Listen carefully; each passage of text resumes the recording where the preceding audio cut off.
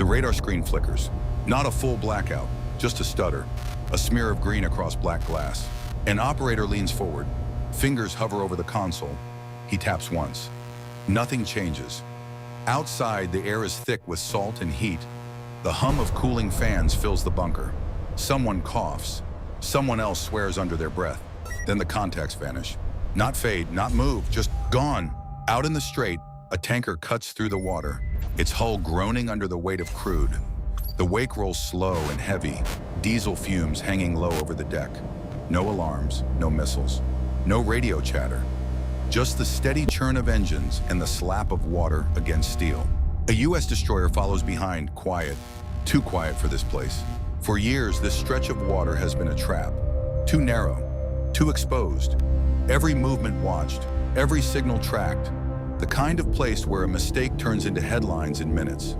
And yet right now, nothing. No locks, no tracking, no response. That doesn't happen here.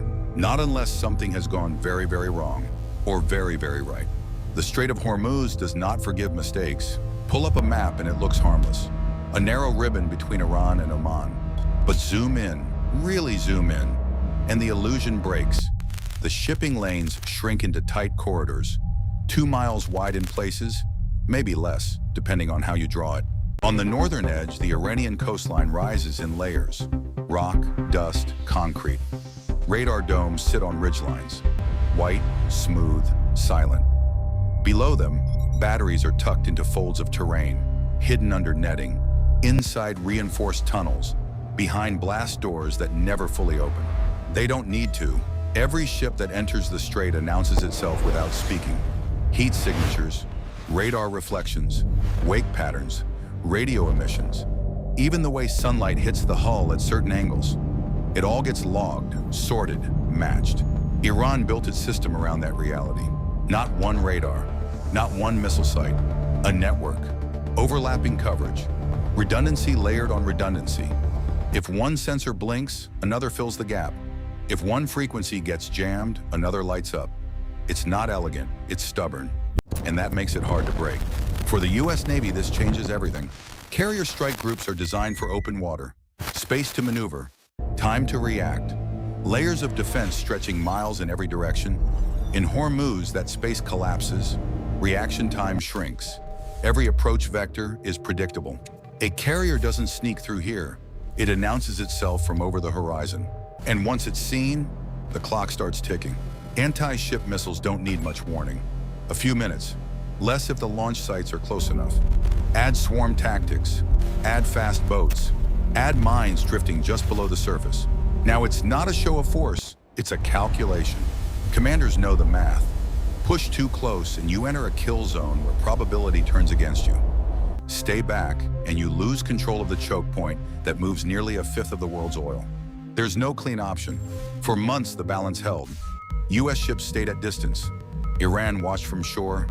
Tankers kept moving, but insurance rates spiked. Crews stayed on edge.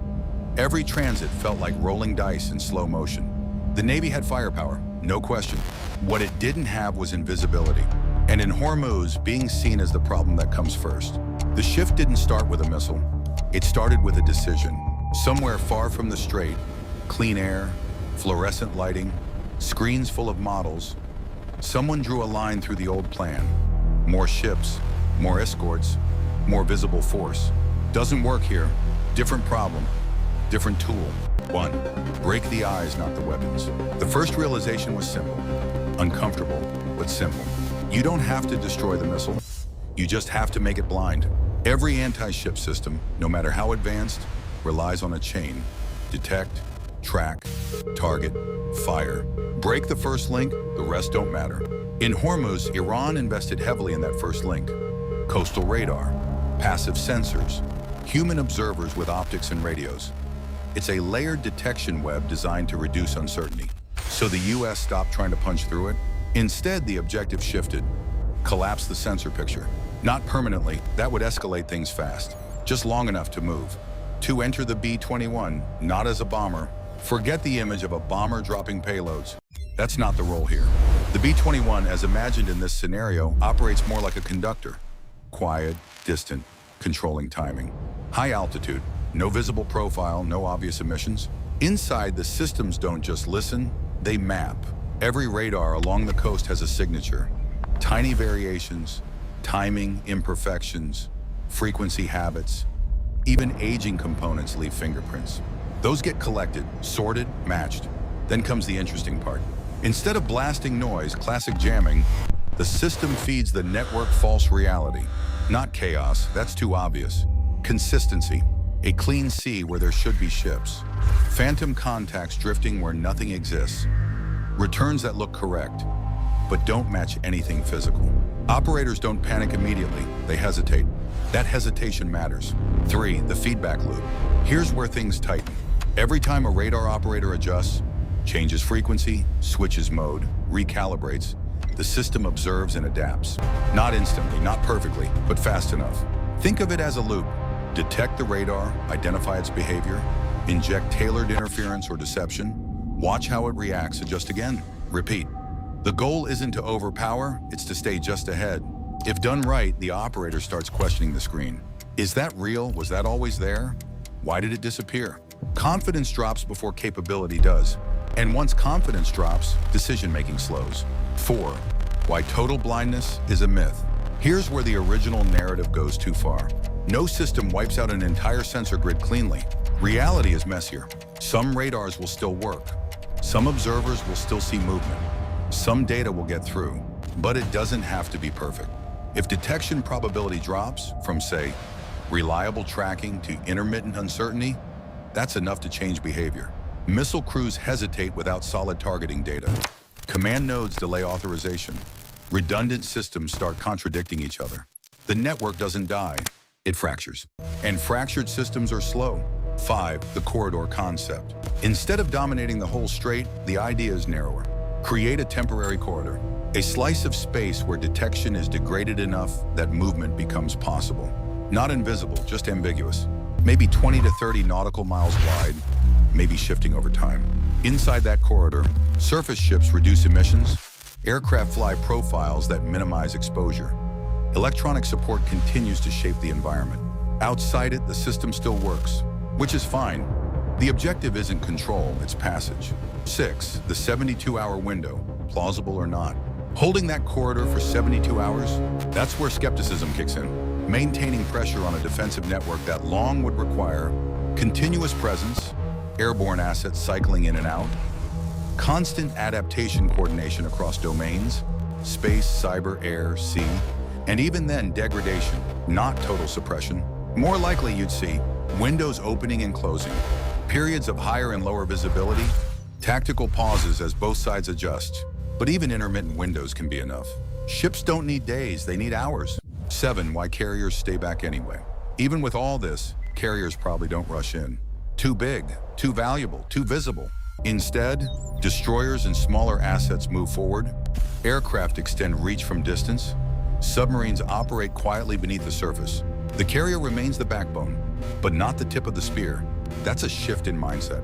From dominance to orchestration. 8, the real weapon, uncertainty. At the end of it, the most powerful effect isn't technical. It's psychological.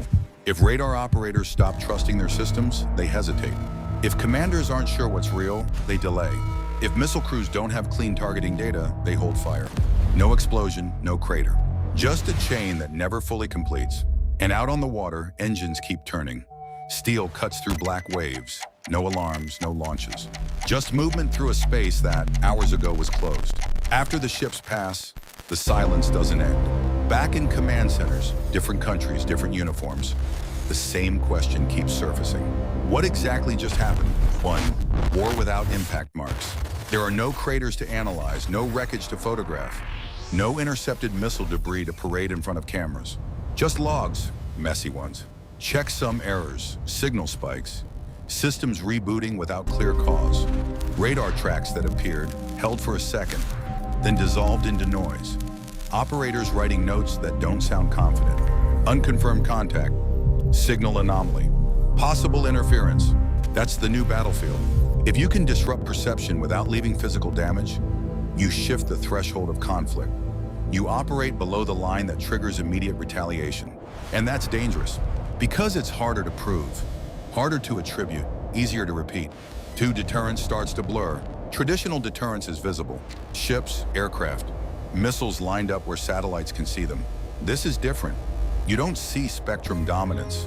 You feel it when systems stop behaving the way they should. If one side believes the other can quietly shut down its sensors, even temporarily, that changes calculations fast. You don't wait for proof. You assume vulnerability. And once that assumption spreads, escalation becomes unpredictable, because now both sides are operating with partial blindness. 3. The race moves into the invisible. What follows is not more ships, not immediately. It's investment. Better signal processing, hardened electronics. Redundant sensing methods, optical, infrared, passive RF. AI systems that cross-check data instead of trusting a single source. Everyone starts asking the same thing. How do we know what we're seeing is real? That question becomes central. And there's no easy answer, because the more sophisticated the deception becomes, the more expensive and complex the verification process gets. 4. Human operators become the weak link in the last line. Technology doesn't remove the human. It traps them in a harder position. In a degraded environment, the operator has to decide. Trust the system, override it, wait. Each option carries risk. Move too quickly, you react to a ghost. Move too slowly, you miss a real threat. Fatigue sets in fast under that kind of pressure. Doubt creeps in. And doubt in combat systems is corrosive. 5. Reversibility is an illusion. The idea in this scenario was temporary effects. No lasting damage, no escalation. But here's the problem. Once you demonstrate that you can interfere at that level, the other side starts preparing for worse. They assume next time won't be temporary.